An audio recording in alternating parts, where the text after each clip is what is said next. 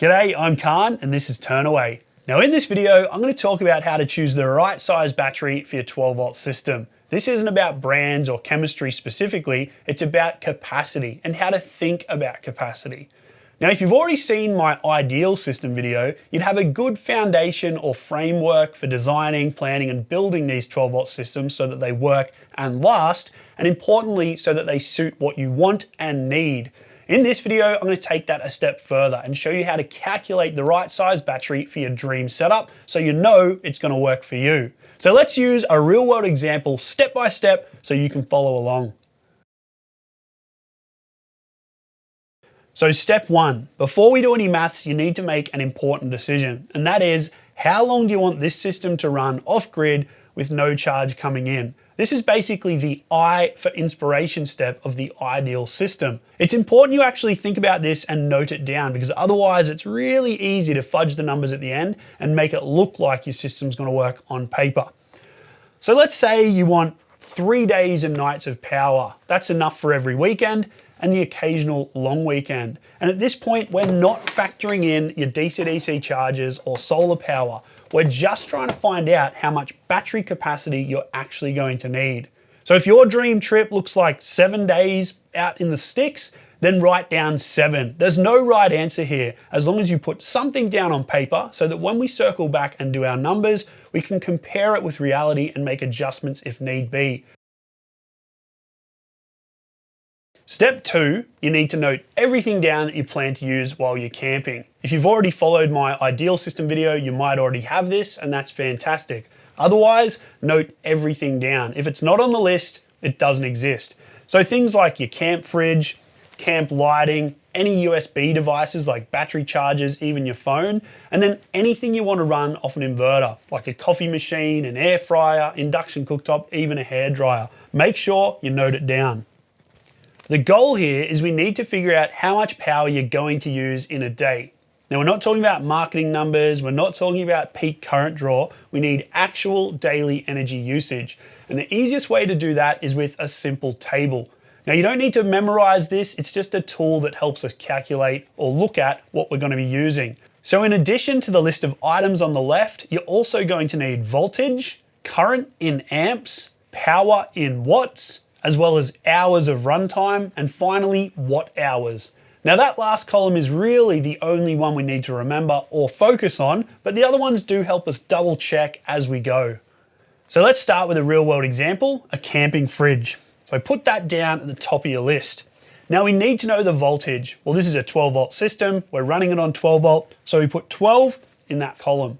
Next up, we need the current in amps. Now fridges are a special case because while they might use, say, 5 amps while they're running, they're not always running. Once the fridge is cold, they tend to turn off to save power and only turn back on again when they need to chill back down. So what you're looking for here is average amps or average amp hours. It's usually listed on the brand's website or in the spec table. So in this case, we'll say it's 1.5. We'll put that in the next column. So next up, we need to write down how many hours this device or appliance will be on. So in the case of a fridge, it's 24 hours because they run all day, every day. Now finally, we still need to figure out watt hours, which means we need to know the watts. It's a simple calculation. You simply times the volts by the amps. So 12 by 1.5 in this case is 18. Now to find watt hours, you just need to times the watts by the hours. So 18 times 24 is 432. Put that in the right-hand column. Now let's go through another quick example. Let's say you want to figure out your camp lighting. Well, we know it's running on 12 volt. I've had a look at the specs for these and they draw around 1 amp. Then you've got to figure out how many hours you're actually going to run these for. In my case, I'm going to say 4 hours every night. Now we can times the volts by the amps. That's easy. 12 times 1 is 12. And then the watts times the hours gives us 48 watt hours. Next up, let's talk about USB devices. There's a really easy shortcut here, which means you don't have to do any maths. Just take a look at the battery in the device if it's accessible. My camera battery here says on the back 16.4 watt hours. I'm just going to round that up to 17 and put it straight into that right-hand column. The other thing you can do is simply Google your device and see what the battery size is. In the case of my phone, it's 12.7 watt hours. So I'm just gonna round it up to 13 and put it in that final column. Another one I use is my laptop. And again, I Googled it. It has a 76 watt hour battery. So I'll simply put that in the final column. Now the next step is to look at inverter devices. Inverters are another special case, not because they themselves use a lot of power, but because you can plug high power devices or appliances into them. So you don't need to necessarily note down your inverter, you need to note down what you want to run off it. So let's use this coffee machine as an example. Well, most appliances should have a sticker on the bottom or on the cord that actually tells you how many watts it is. In this case, it's 1400 watts. So we can put that in the watts column. Now with a coffee machine, it's unlikely you're going to be using it for a whole hour. So you wouldn't want to write 1 in the hours column. You need to write in a fraction of an hour. So it might be half an hour, 30 minutes. It might be a quarter of an hour, 1/4, that's 15 minutes. Or let's say 10 minutes, which is 1/6. We'll put that in. So if we times 1400 watts by 1/6 of an hour, we get about 233 watt hours. Finally, let's make up another example. Let's say you wanted to use an air fryer and you looked at the base of it and it says 240 volt, which is your mains power point voltage, and 5 amps. 240 times 5 is 1200 watts. And let's say you're going to use it for 20 minutes every day. That's 1/3 of an hour, and you'll end up with 400 watt hours. The final step now is to tally that right-hand column, add it all up, and get the answer. So once I tally up all those numbers, I end up with 1,219 watt hours per day, and that's the key number. That is my daily energy usage. Step 3 is to take that number you've just calculated and then multiply it by the number of days you want your system to run. So in my case, 1,219 times 3, I did use the calculator, 3,657 watt hours. Now you might be thinking that doesn't sound like any battery I've heard of, so we need to now convert it back to amp hours. That's easy, divide that number by 12. In my case, it was about 305 amp hours. So I'm going to say 300 for argument's sake. Now the other thing you need to remember is that you don't want to size your battery system so that you're using 100% of the capacity all the time. With lithium batteries, you want to add about a 25% buffer to that number. And with AGM batteries, you'd probably need to double it. And that's because lithium batteries, you can use about 80% of their overall capacity, whereas AGM batteries, you should really only use about 50%, and that balances long life with output. So if you add that buffer, it ends up being a 375 amp hour lithium system or a 600 amp hour AGM system. And you might be looking at those numbers and thinking, that's huge, that's not feasible, and that's fine. Let's take a pause, go back to the ideal system. Look at expectations, application, and limitation.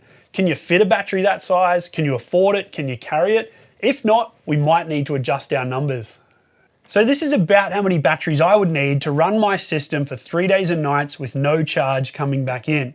Before we get into charge, you need to understand one critical concept, and that is that charging is not a replacement for capacity. Charging can only refill the capacity you actually have, and you can't offset a small battery with a big solar panel. So think about that number of days that you wanted to be able to run without any charge coming back in and adjust it if you need to. Does it still feel realistic even with this amount of battery required? This isn't a failure, it's feedback.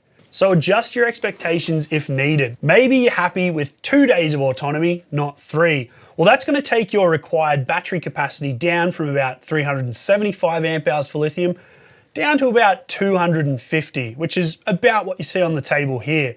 With AGM, it'd drop from 600 amp hours to 400 amp hours, and that seems like a more realistic system. Step 4 is where we can factor in charging. If you've got a DC-DC charger or a solar panel. It's important though to not calculate the power in if you're not driving every day with your DC-DC charger, and don't count on getting 8 to 10 hours a day of perfect sunlight for your solar, or you might be disappointed. This is where your expectations need to line up with reality.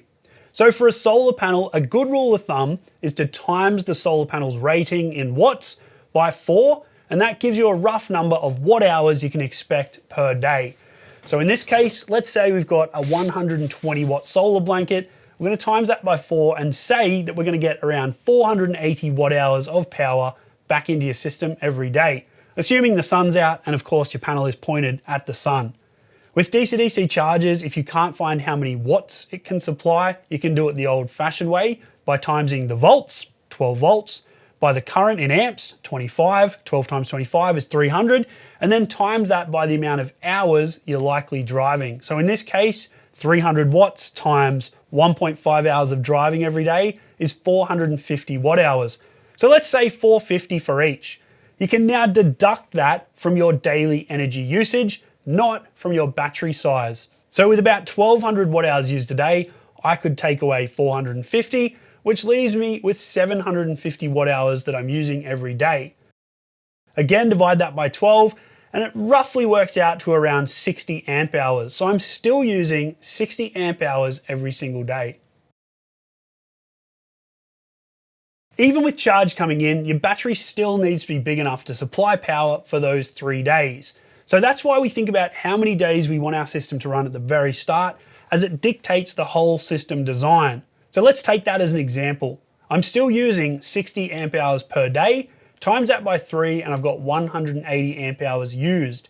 If I add a buffer for lithium of 25%, it puts it up around 225 amp hours, which is pretty close to what I had before. So now I have a system that works with nothing coming in for 2 days, or if I've got charge, it has plenty enough for 3 days of use.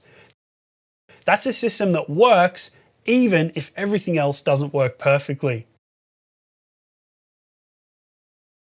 There's one other check you'll need to do to make sure your system will work, and that's if you're going to run an inverter with high power appliances. You've got to make sure that the batteries can not only supply the amount of energy you need for 2 or 3 days, but also that they can output that peak power that a high power appliance needs.